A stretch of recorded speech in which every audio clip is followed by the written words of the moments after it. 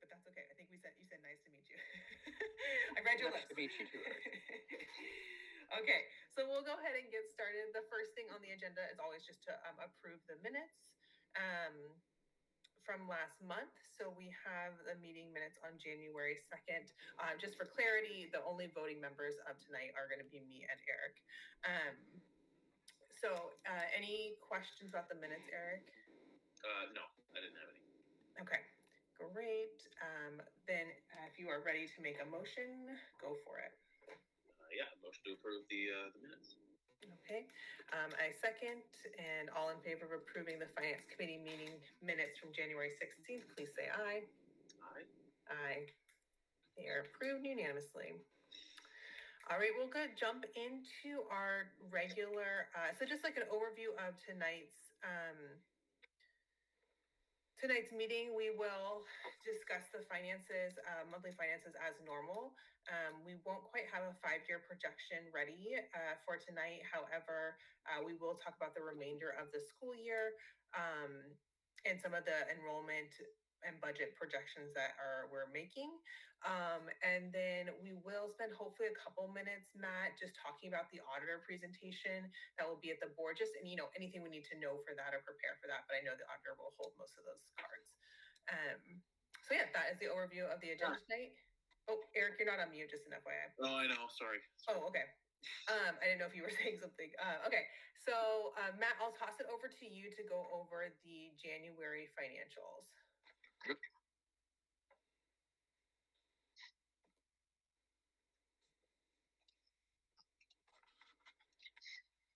All right, so we're reviewing January 2024. As a reminder, that is about 42% of the fiscal year, about 50% of the school year. So those are some markers to keep in mind. Student enrollment was down to 107 in January. I think we know where it's at in February from emails from school management. Anyway, in January, AFT was down to 114.7. That's an 84% of our goal of 130, which the original budget was 136. Our SPED budget is our SPED population is a bit higher than budget, although that won't lead to additional funding due to the funding cap. Public revenues are at 33% of budget. The goal would be around 38%, and that's if we met our enrollment goals and all of the funding streams were paid at the exact cadence that we expect. January is when your apportionment payments are trued up. So for September through December, we were getting paid off of 136. And in January, they calculate our actual FTE, see how much they've overpaid, and they take it out of our January apportionment. And you can see that, you'll see that in the income statement. You'll see how low the apportionment payment was. We do have one outstanding application for TBIT, but I think the TBIT population is a bit low, so it's not that much money. And we filed it pretty late in the school year last year, so we still get that money. Private revenues, we've received all expected grant payments so far. We have started the conversations with Wall Charters to get that last grant payment moved up. So hopefully that happens in the next month or so. Local donations compared to the goal is a bit low though. Expenditures to date are a bit high compared to, I mentioned we were 42% through the fiscal year. And I know we've made some cuts to the budget. We'll see that in the updated forecast and the budget status report. But this goal is always going to be against the budget. So unless we approve the revised budget, I could add a column here for the forecast. We could see what percent of forecast we're at, but we'll also see that on the budget status report. So it's all to say, we're 44% is pretty close to 42, so we're on track. And we have made cuts that we'll discuss to help get through the rest of the school year. Cash on hand was at 169K, so that's below 30 days. 30 days cash. Nope, at this point in time, not projected to meet 30 days cash at the end of the fiscal year. Let's see, right now there's only one material variance, the private foundations revenue, those due to accrual rules. And I didn't know I think we can talk about this in a bit, but answers to the questions that chest sent over from the commission as we're going to be going to Aubrey and I to the finance committee meeting next week. Yep. And the current count of missing documentation is at 28,000 at this point in time. We know there's a few larger invoices in there that could bring that number down pretty quick. Yeah, any questions on the dashboard?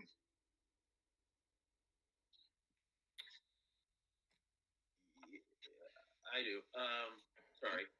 I think you mentioned we were on track for, I think, the expenditures to date. I'm curious why the status is red. Because we're still not expected to meet 60 days cash. So like in the ideal situation, for that to be green, I think we'd want to be projecting to meet 60 days cash.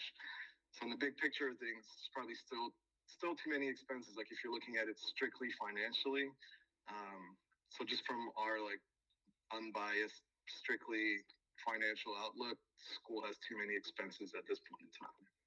So because that expense line is to a budget that is actually outside of, that's like our revenue is going to be less, and so now our expenditures have not adjusted.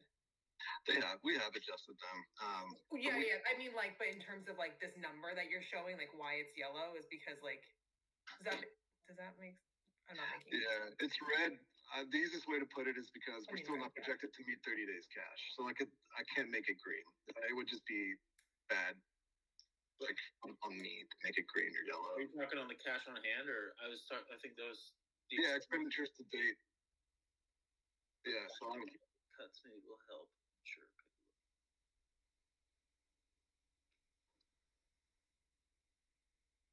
Yeah. Actual spending against plans.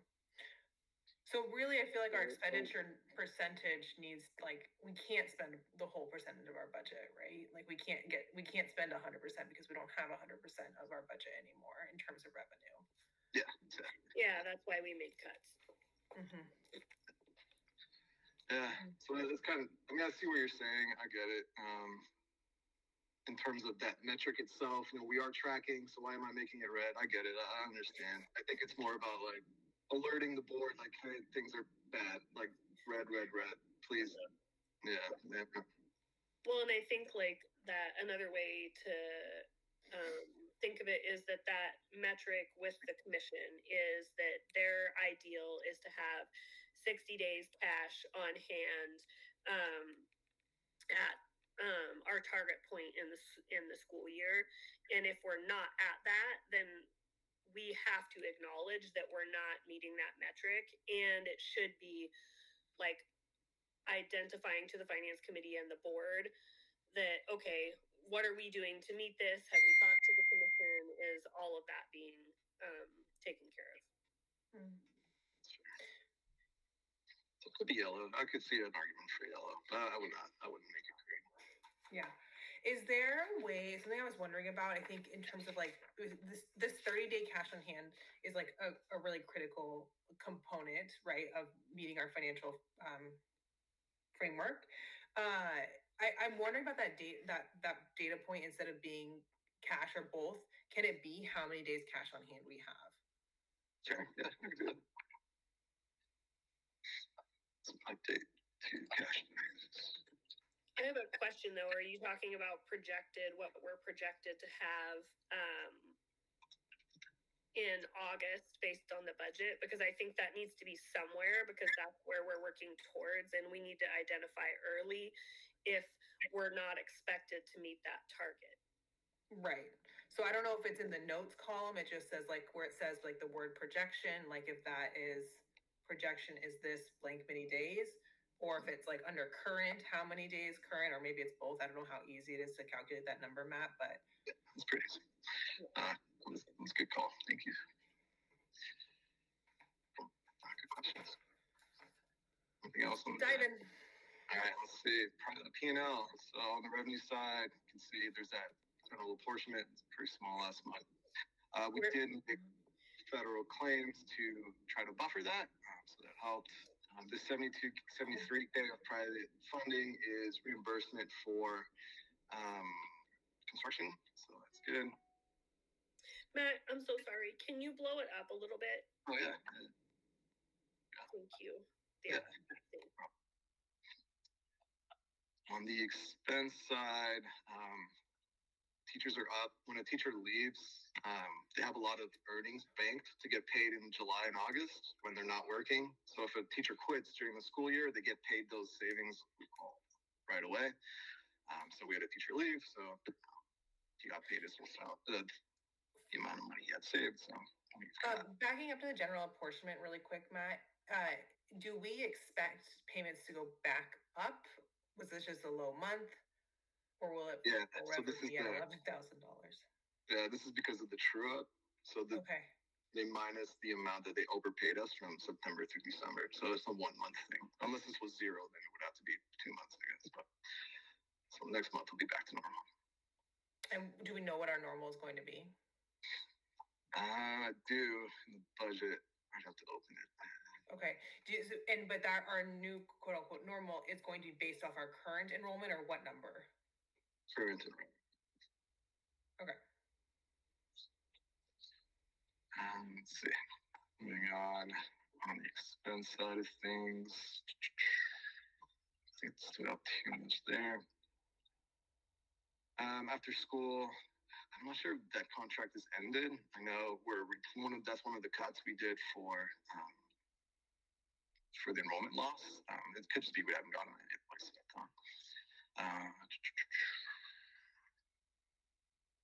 Nothing else really stood out. But if you have any questions, let me know. Everything else is pretty standard. Recruitment went down. School meals are up a bit. Makes sense. There's more days in January.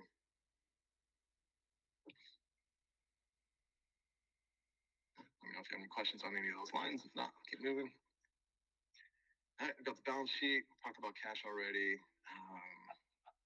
AP is reasonable, although we'll have to start conserving cash here and there with different vendors to make sure we can make payroll.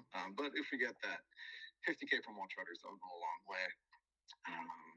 Overall, we have a negative total equity, which is tough. But I know Wall Charters considering forgiving some of that, one of the loans possibly, or a portion of them, so that could help us get back into there. Some of the cuts will help as well. Let me know if you have any questions on the balance sheet. What are the impacts of having a negative equity? Can you speak more to that? Yeah, so these will get transferred. These are called FASB records. These are nonprofit. Eventually, they'll get transferred to GASB records and reported to OSPI. And in GASB government accounting, you have a fund balance. So this equity portion becomes a fund balance portion. If that fund balance is negative, you get put on OSPI binding conditions. They just had a presentation about that the other week. I think a few districts are starting to feel the pain of losing ESSER and all that, and inflation. So I've heard there's a lot of districts that are hurting for cash and hurting for their fund balance might end up being negative as well. So the OSPI put out a presentation on it, and what happens is you have to present your budget to OSPI, and they're going to check to see whether your revenues are higher than expenses, and that was the gist of it. And if you want to pass a budget that has more expenses than revenues, they won't let you do it. So that's the gist of that. Got it. Thank you. Yep. So moving on to the budget status report. This is our budget to actuals, basically. So you'll see our forecast changed. Can you zoom in, please? Oh yeah, that's right. I'm sorry. Oh, so yeah. So Layla and I forecasted that, with the drop in enrollment in February, that through the rest of the year, average FTE would drop to 106. Overall, it's a loss of about $370,000 in state funds. So that's reflected in the new forecast. When you say the average FTE is 106, what's the current enrollment? Well, in February, it went down to 107 or something. What is it, Layla? It was 107. If the enrollments, because we've had some obviously losses and then additions, if we get to March, we'll be between 92 and 94. I see. And so we went and put those individually into the budget, and then that gives an average. Yeah, I was just curious because I hadn't heard that new number, and so I didn't know how that average was getting down to 106. So yeah, so we ran an F203. That's the OSPI system that gives you revenue numbers from the state system itself. So these should be relatively accurate. Let's see. On the forecast side, on the expense side, you can see some of the cuts that Layla's had to work through show up there. So overall, compared to budget, it's $170,000 drop in salaries and $66K drop in benefits. Let's see. Other than that, contracted is pretty flat. I know I mentioned we were cutting some of the after-school contract, but there are other contracts that are pushing that up. So overall, it's flat. School off at 70% is pretty high right now. It could flatten out, but it might have to go back up. February is the end of Q2, so I'll be doing quarterly forecast updates in March. So this number might go up. We'll see. Maybe not. Facilities pretty flat. It's a bit high. We have janitorial cost increases and small budgeting error from the very beginning where interest paid was too low. Yeah, janitorial will go down a little bit. And does this include the rent negotiation that we made with Gladish for the last April through August? It should, yeah, but I'll definitely double check. Yeah, thank you. So overall, I think seeing this, we're at 49% of the forecast because we just made a bunch of cuts to our forecast, right? So our actual stayed flat, our forecast went down a bit because we were making cuts, so that percentage is going to go up. Over time, it will normalize as those cuts materialize and catch up to actuals. So that 43.5 is the 44% you see on the dashboard because we report to the budget. In terms of our new forecast, we're already 50% through the expenses. And that is a bit high compared to the fiscal year. It's closer to the school year. But as I mentioned, since we just made cuts to the budget, that number just comes down, but the actual stay flat. So. What is causing us to be so much higher in our school operations? I'd have to open up the actual BVA.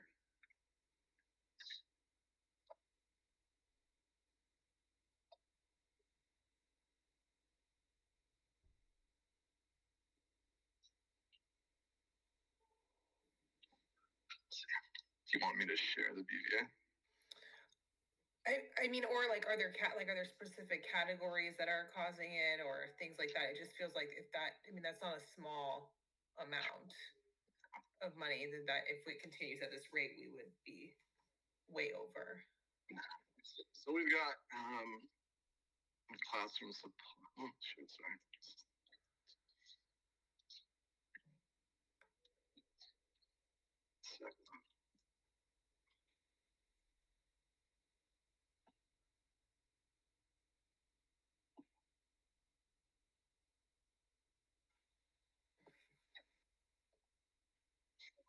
Sorry, gotta go do QuickBooks. So. Oh, okay.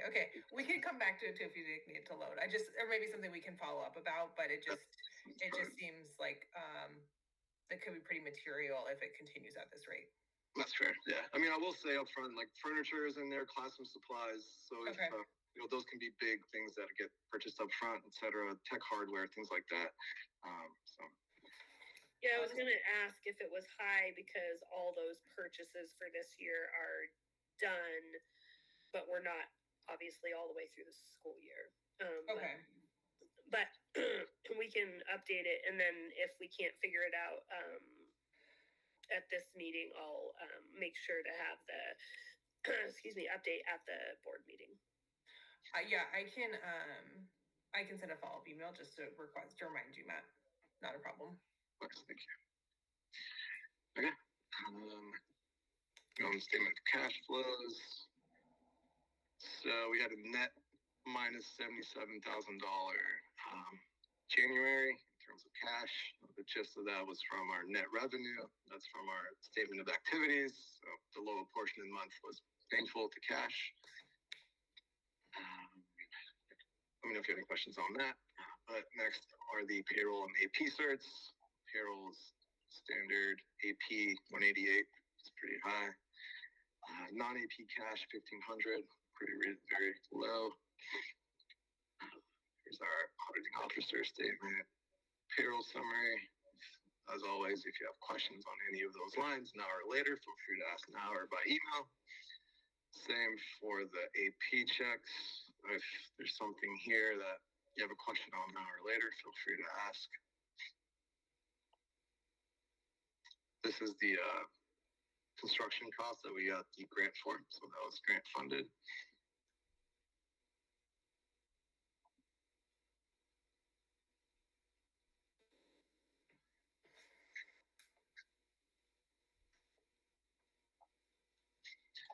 And here's the non-AP cash disbursements.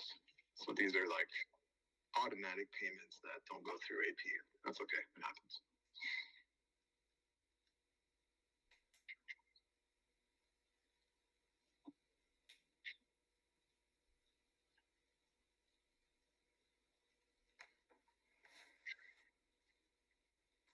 No questions from me. That is it for the financials.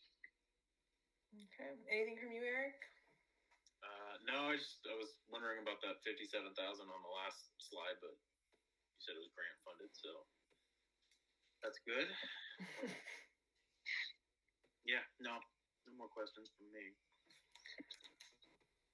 Okay. If there's no more questions, looking for a motion. What's the wording we use? I motion to approve the financials as is For January. Yeah.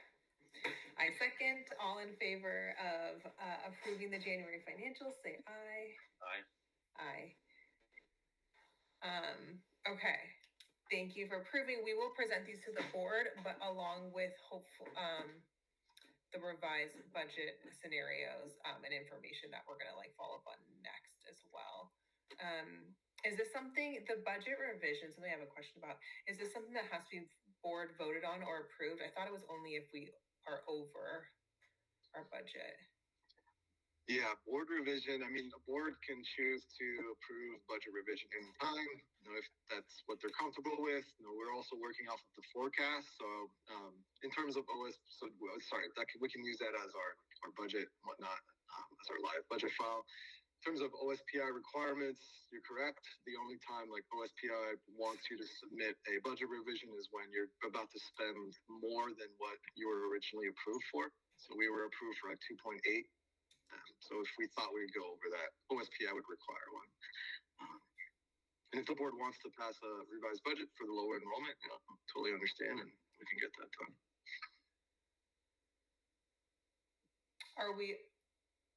Is there not a revised budget being presented tonight? I'm sorry, I thought there was. Sorry, Layla, you're on mute. I'm sorry. Yes, there's the revised 23-24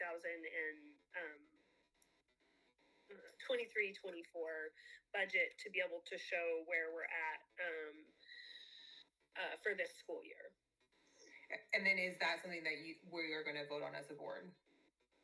Well, the board needs to decide if they want to vote on it. It's going to be presented to them, obviously, so that they know where we're at in real time and where we're projecting to be at the end of the year. And then, that's really going to be up to them. Like Matt said, there isn't a requirement that they vote on it. But if they decide to, then they obviously can. And then that would mean, Matt, then we'd adjust all the metrics, right, according to that new budget. Is that correct? Yeah, correct. Yeah. From your perspective, Matt, what would you recommend?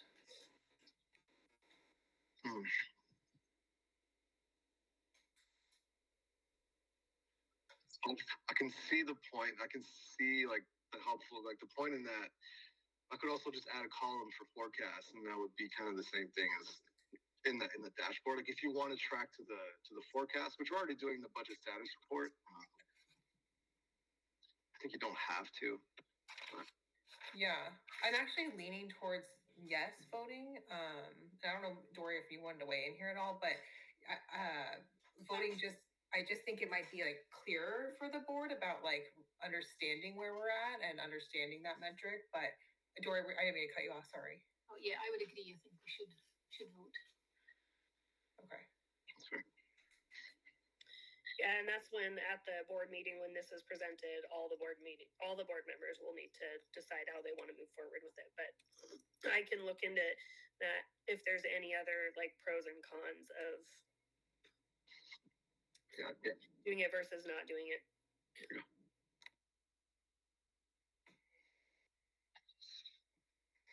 Okay. If we want to move to looking over the revised budget then, so we would have something to present to the board, that would be great. Matt, are you able to pull up the revised updated budget, or do I need to? Just because with taking minutes, it's No, for sure. not on my split screens.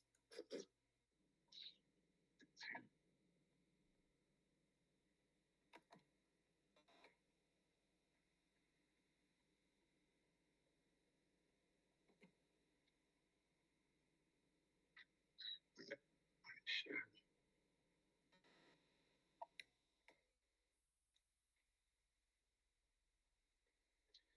Alright, so that's very small, like I said. Got it, Matt. Okay, still a little small. Oh, yeah, looks so. I don't know if my screen's just tiny or what. Okay.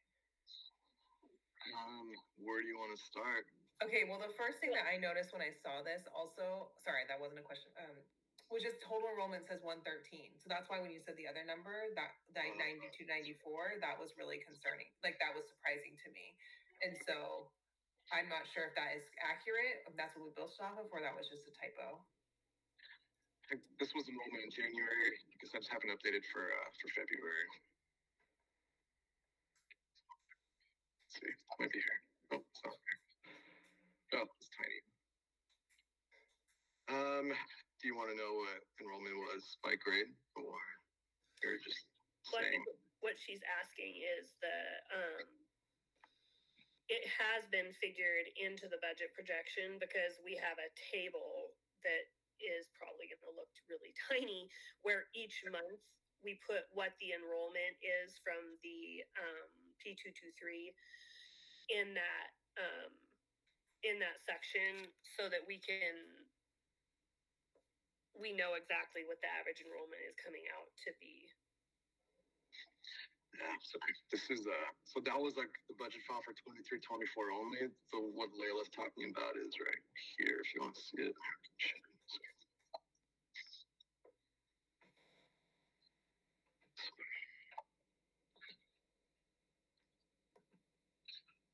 So you can see sort of see tiny. So here's my P223 tracker. So you can see each month. So here's that 113 from January, 107 in February, and then possibly down between 90 and 94 for March. So the average will be 106, and that's the average I used in our F203, which is the state revenue tool. So in the budget that you were just, the revised budget, should that number be 106 and not 113?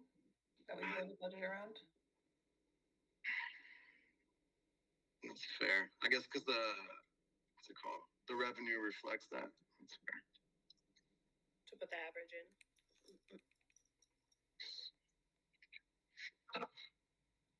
There you go. You'll have to switch back to that other. Sorry, Matt. Yeah, I mean, do we want to see 23-24 or the 5-year budget? Right? No, I haven't done the 5-year budget. Like, Yeah. we need to look at the 23-24. But that's right. I forgot. So should I change?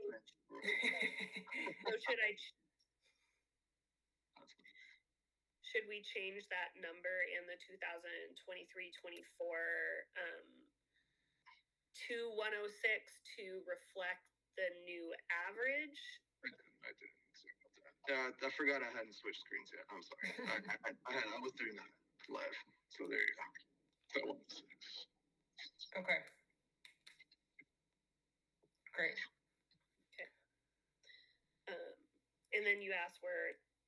to start. Is that right, Matt?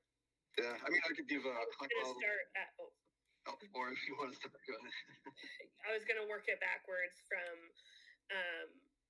obviously the goal was to see if sufficient cuts could be made to,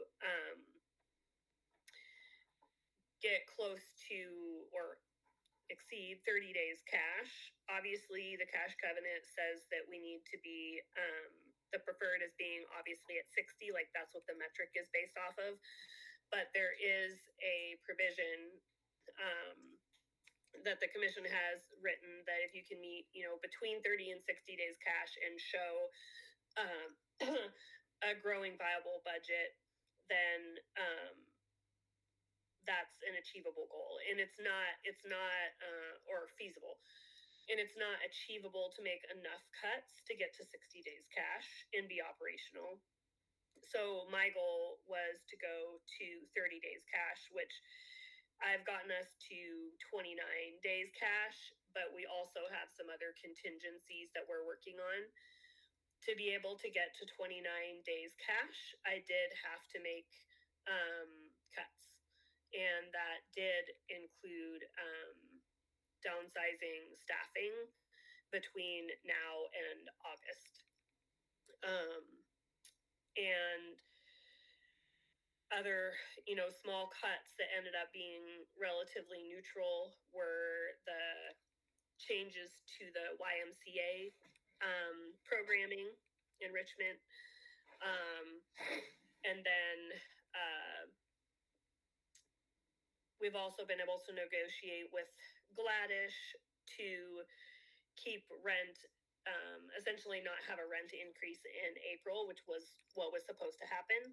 So the rent will stay the same between April and August, which is about, I think it was like a $4,000 savings. And then they will work with us to adapt to whatever we need growth-wise within the building as we move forward. And so my goal and objective was to figure out what we needed to do to get through this year, and then go into the budget scenarios, redo scenarios, so that that could be presented to the board. And it's not comfortable to me. I haven't included any things like rent backs, which Gladish is trying to help us with the room 102 that we aren't using anymore. So there is some lease back potential there as well, but I didn't include it in the budget because it's not guaranteed, right? So I've made sure to only include things that we know. Is the 50K from Watch Charters included? Yeah, because the only thing we're asking from Watch Charters is that they advance that earlier than what they planned, like what the normal schedule is. So we haven't included anything new in that regard. I see.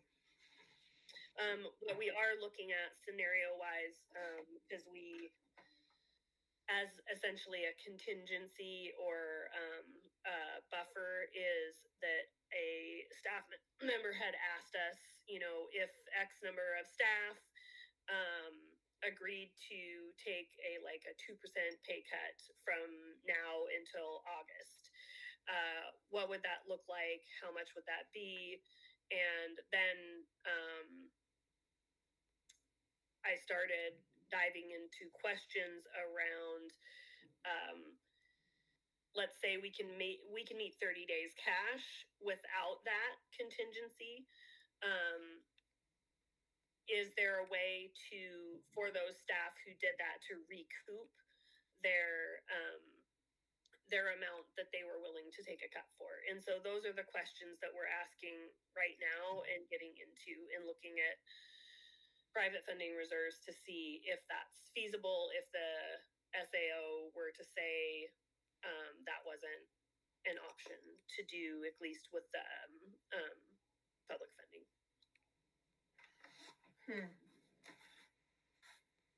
So right now we're at 20, the budget is built to get to 29 days cash on hand.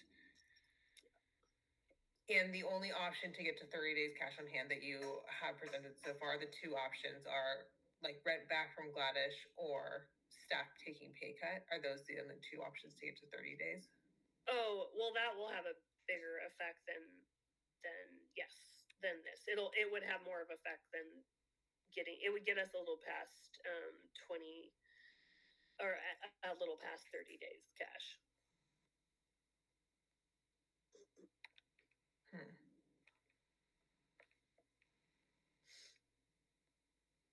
What questions am I missing? What are other things that we're thinking about? Or Eric, if you wanted to jump in, or even Alan or Dory. Cash flow is a big one. So I know you didn't ask me about cash flow. Like, are there any months where cash will be dangerously low? I think that's a good question. Great. And what's the answer to that question? Let's see. So here's our cash flow. So you can see June's pretty low. It's a little scary. So May and June is when we have low apportionment months. You can see the apportionment schedule over here. So when you get paid 5 and 6% each month of our apportionment, and like July and August is double that. So those are always the months like we want to look out for. So right now we're in February, pretty close. But anyway, so this is when we're starting to look at which vendors we can work with to start safeguarding cash so that we can get through those 2 months where cash gets really low. And our number one priority is making sure payroll is made. So yeah, moving forward, all the AP runs will be reviewed by myself and Layla, and seeing which vendors could be amicable to getting paid later in the year.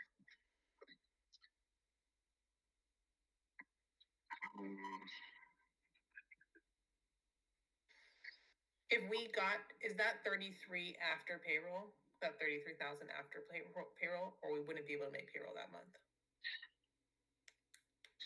I mean, like without cash conservation measures, no, you would not be able to, because that's your amount of money after your apportionment comes in. So we have to save money to make payroll because our payroll is before apportionment. So it gets tricky, but we did it last year. Pretty sure we could do it again.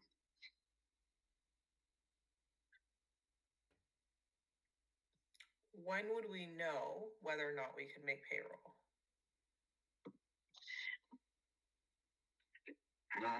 Probably as early as end of April cash. We can see what cash is in the end of April, can see what enrollment is at. We can know how much state payments we can expect in the next 2 months. We can see if that's enough to make payroll. And what happens if we can't make payroll? That would be a question. Well, if we've done all the cash conservation measures possible and aren't able to do additional ones, that would be something where I would be reaching out to watch charters and saying, here's where we're at. We're tracking true to what we have put here. And I'll start the conversation, obviously, before then. But here's how we're tracking. We're still on track, but this is the bottleneck period. Is there a short-term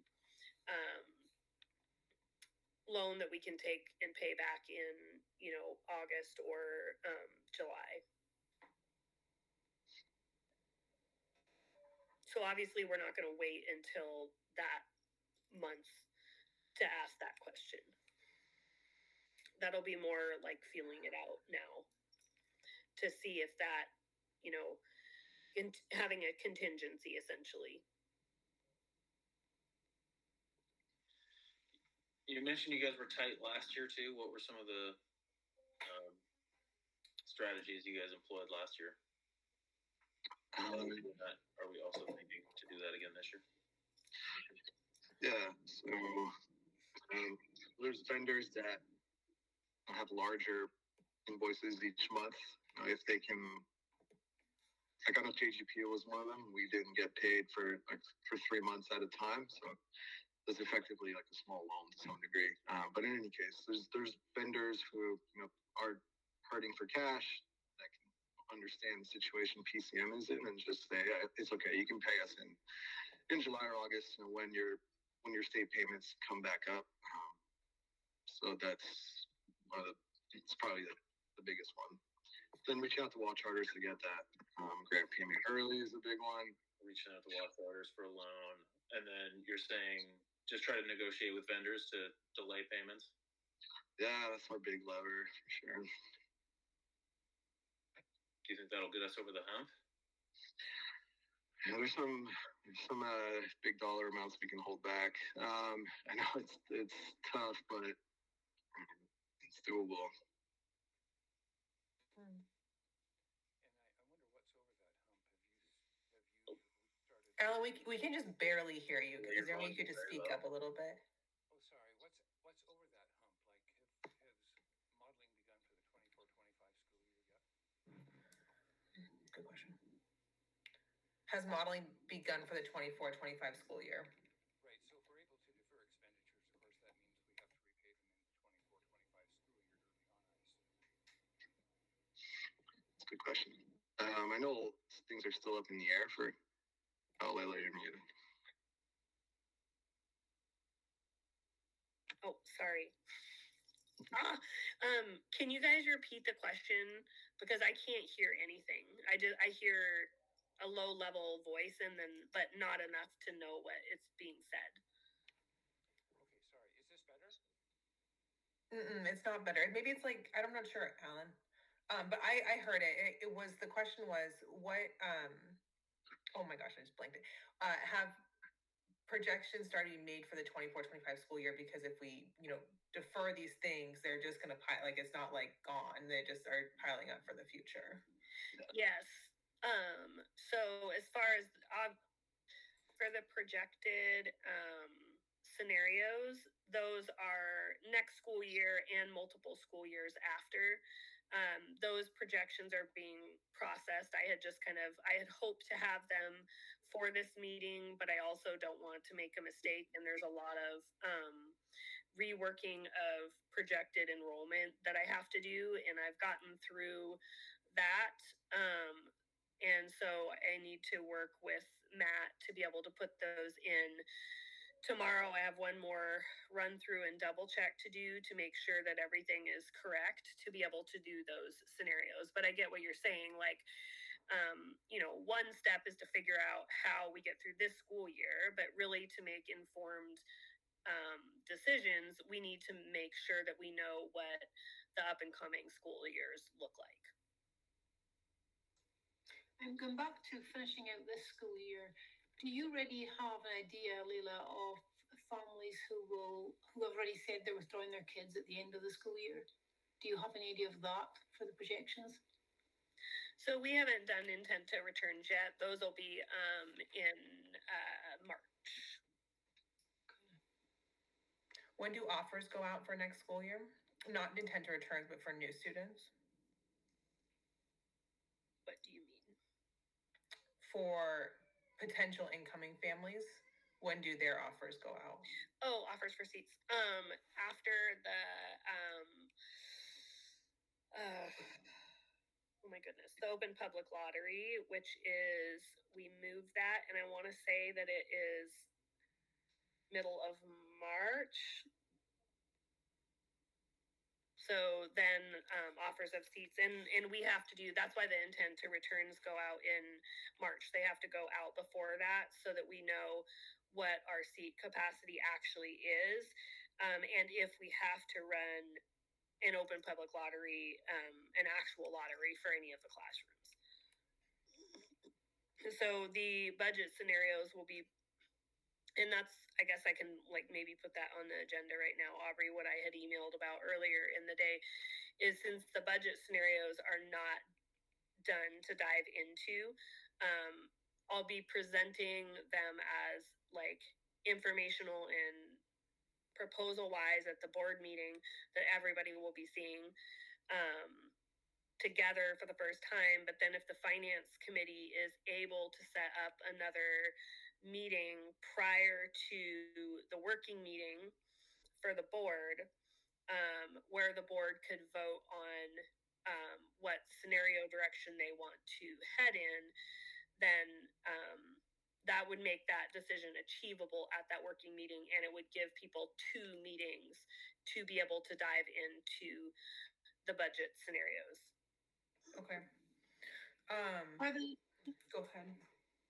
quick question. So the budget scenarios you'll be working on for 24-25, is that predominantly based on numbers of kids? You know, so enrollment. Yes. So if enrollment was this is the budget. If enrollment goes down to this or increases to this is the scenario, right? Okay. Yeah, it's based on our actual, it's based, and that's, I don't know, I'll pull that up next because I do have to share my screen for that. So they're looking at what the actual achievable enrollment has been, which is about 50 students a year is what the average has come out to. Using that and where our current enrollment is how those enrollment projections are done. I can show it in more detail after this.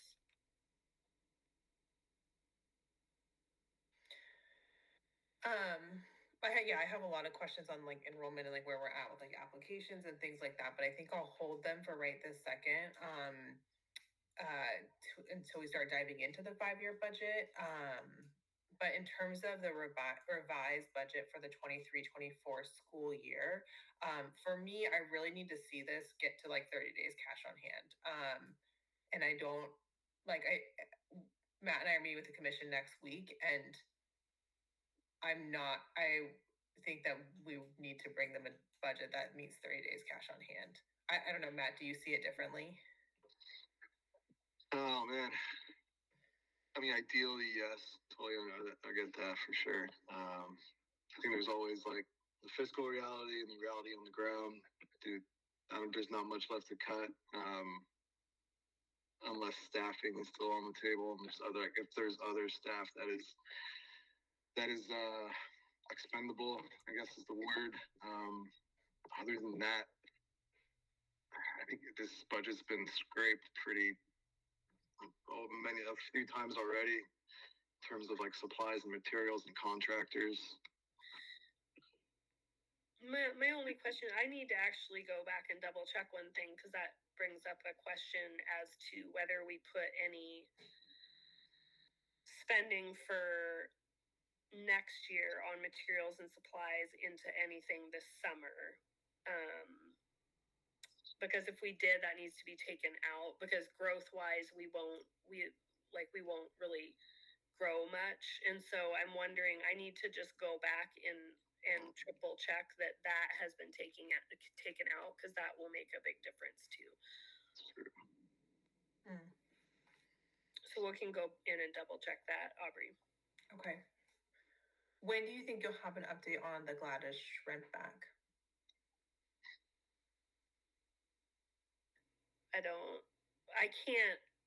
It is not a number that we can count on. They can't provide us a number because they don't know who will lease the room, if it's going to be event by event or wholesale. So I would say it is, it's great to have that option. But I still think we need to plan for worst case scenario that we don't get any rent back. I understand. Are you guys actively like marketing that space to people? Or Gladys is. Gladys is? Okay. Yeah. And Layla, can you hear me better now? I can slightly hear you. I'm not sure what's going on. Put my microphone in. Sorry about that. It's okay. If you can hear me, I'm wondering if there's any opportunity to add to enrollment, even though it is pretty late in the year. Are you still accepting enrollments, Layla, for this school year? Yeah, we have to. We can't not. Although with the structural changes that we've had to make to our classrooms, which is, I guess for context, what we did is because our drop in enrollment happened in our older elementary classroom, it dropped to a number where we have a room upstairs that is right next to our adolescent community classroom. And so we move them in proximity to one another, which opens, that's what Aubrey talking about, it opens up that 102 space. So effectively what it does though is it does put a cap on enrollment. It changes how many students we can take. For example, if we'd have stayed in 102, we could have taken, 15 or 13 kids back, but we can't do that now. We could maybe take 3 or 4 back. So it does change the in the cap because of the room that we're in. And but we had to make the change based on the reality that we were in for enrollment. Are there other rooms that have openings? Yeah, there could be. I don't have that list. That's okay, but it's just not. It's not the only. There are places that we can add students. Yes. Okay. But also at this point in the year, adding students isn't going to make a very large material difference because of how far into the school year we are. Is that correct, Matt? Am I saying that correct? Yeah, exactly. With 3 months. Yeah, it's only 3 months of enrollment left. So. Okay. Yeah, every little bit counts, but it's of course huge. How much money do you need to get to 30 days? What's the remaining amount? I think it was about 17,000, wasn't it, Matt? Let's see here. 14. 14, just joking. It's doable.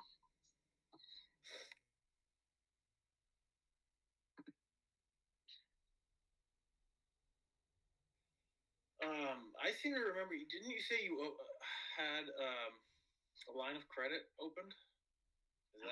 Is that drawn on? No, that was my error. It was just a 300K loan. I'm sorry. Oh, okay, that was. Yeah. And that's still not like a possibility to try to get a line of credit from a lender. It'd be hard at this point, yeah, especially with the shape of the financials right now. It would be hard to find someone to agree to it. And as far as banks are concerned, I mean, until we have almost 5 years under our belt to be able to show them, we're like a 18-year-old. I mean, there's no credit. But as far as that discussion is concerned with having a contingency, if we run into cash flow issues, that would be a conversation that I would ask law charters if there's some flexibility around that. Okay. Law charters might be able to fill that role a little bit. With the 50K grant that we are asking to be moved up, that's ahead of the May payment or the apportionment month, right? Yeah. And that's already accounted for, being that. Yeah, well, actually, in the cash flow, where is it? Yeah, I put it in March, so hopefully. Okay. Just wanted to check. Okay.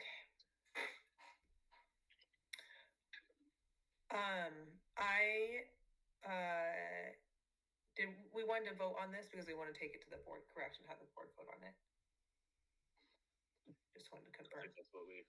Yeah. Okay. Yeah. Okay.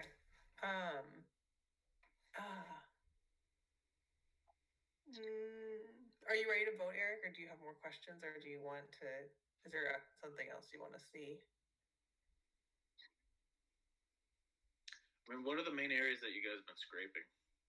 You said it's been scraped pretty bare. Yeah, school ops. And that was one of those areas that was.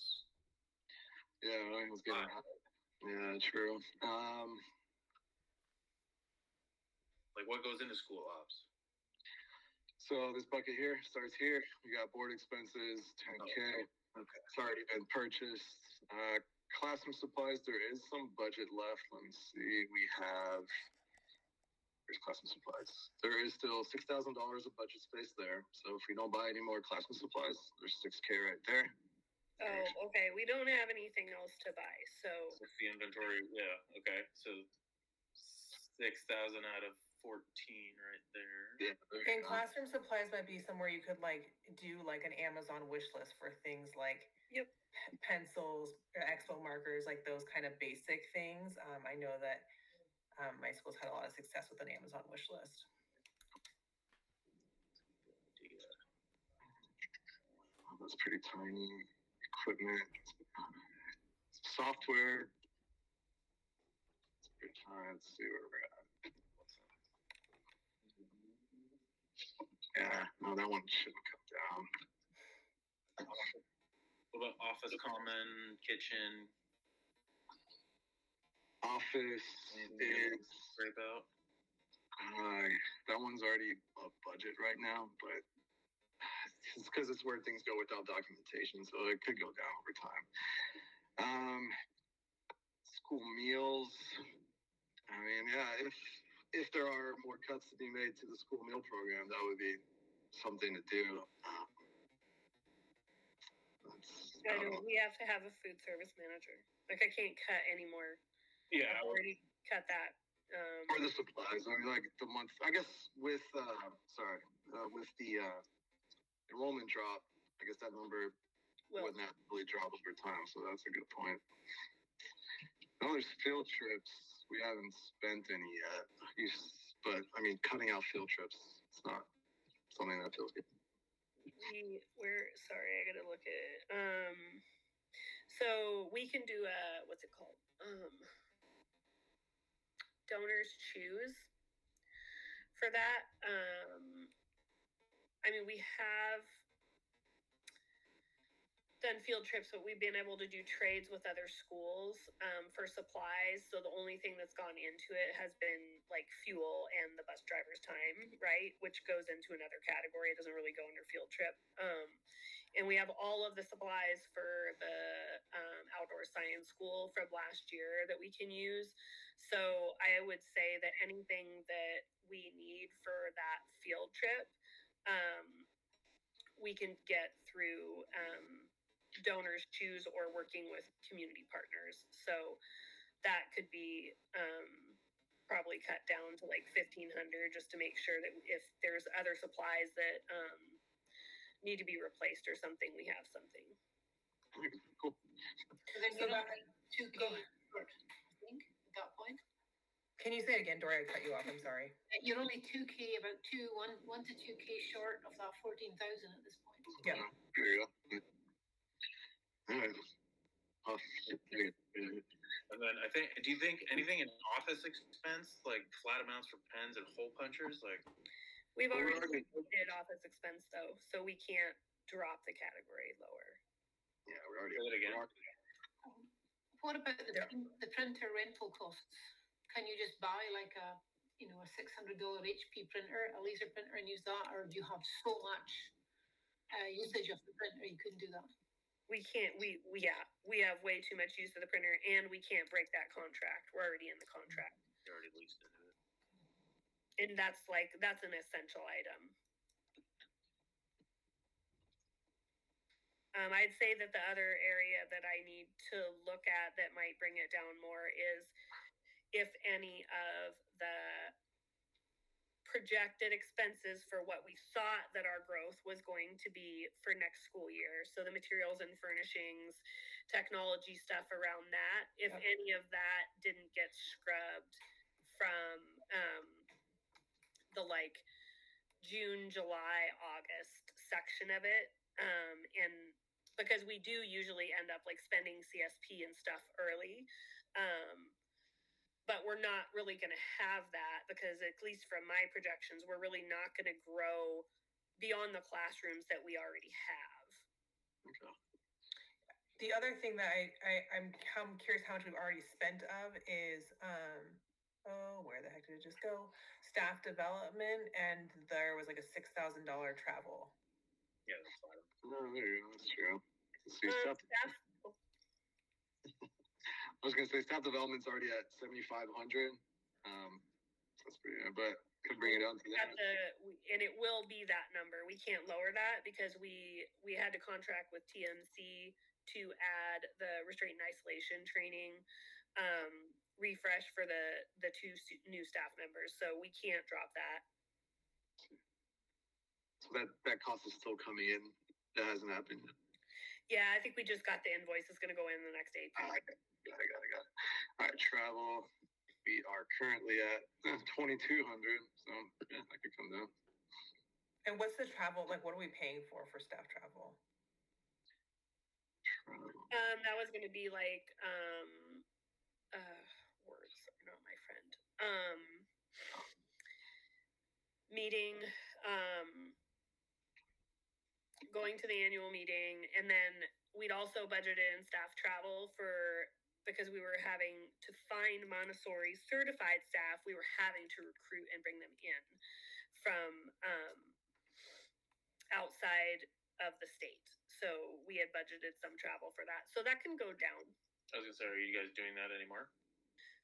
No, and we've found some local candidates to fill some new positions. So we won't need that. Okay. We might be there. Yeah. Is that our 2,000 remaining amount right there? Maybe. There you go. Nice. All right. I think I feel better voting on that than the $14,000 deficit amount. Mm-hmm.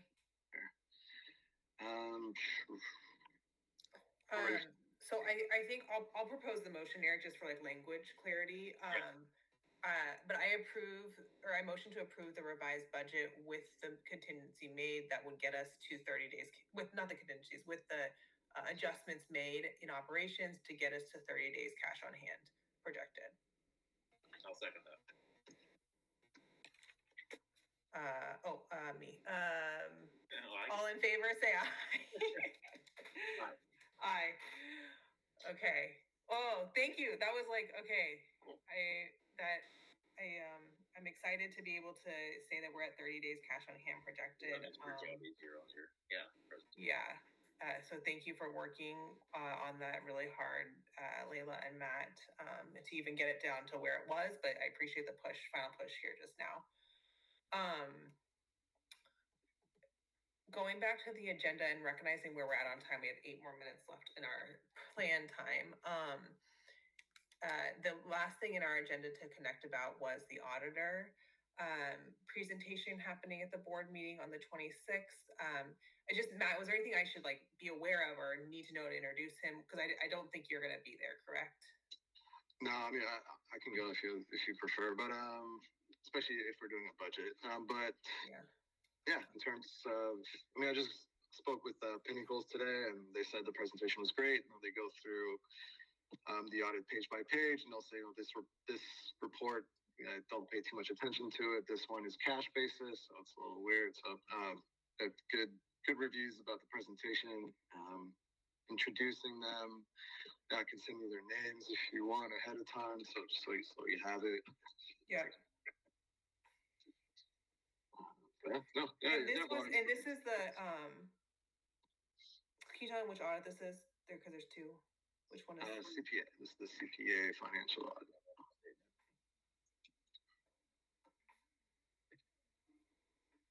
Okay, not the SAO audit. And where do the results of this audit get published? I don't remember if the commission posts it eventually. No, we have to submit it to the commission. I don't think they post it online. I don't know if you have to post it online either. And there were no findings, correct? Findings. Great work. Okay. Yeah, I'll send you an email, Matt, with a couple of things that I said we'll follow up on. The first, I'll need the Pinnacles auditors' names just so I can introduce them, and then following up, the question about the operations cost, what's causing us to be ahead of budget right now. So I'll follow up with those 2 questions. Anything else I needed to follow up with, team? Okay. Well, Alan, thank you so much. I might give you a call. Do you plan on attending the board meeting on the 26th? Okay, great. That's short turnaround time. So thanks for your involvement. We appreciate that. And then maybe we could follow up again after that since it's so quick here. And thanks everyone else for your time, but otherwise I will adjourn the meeting here at 6:10. Perfect. Thank you. Thanks, everybody.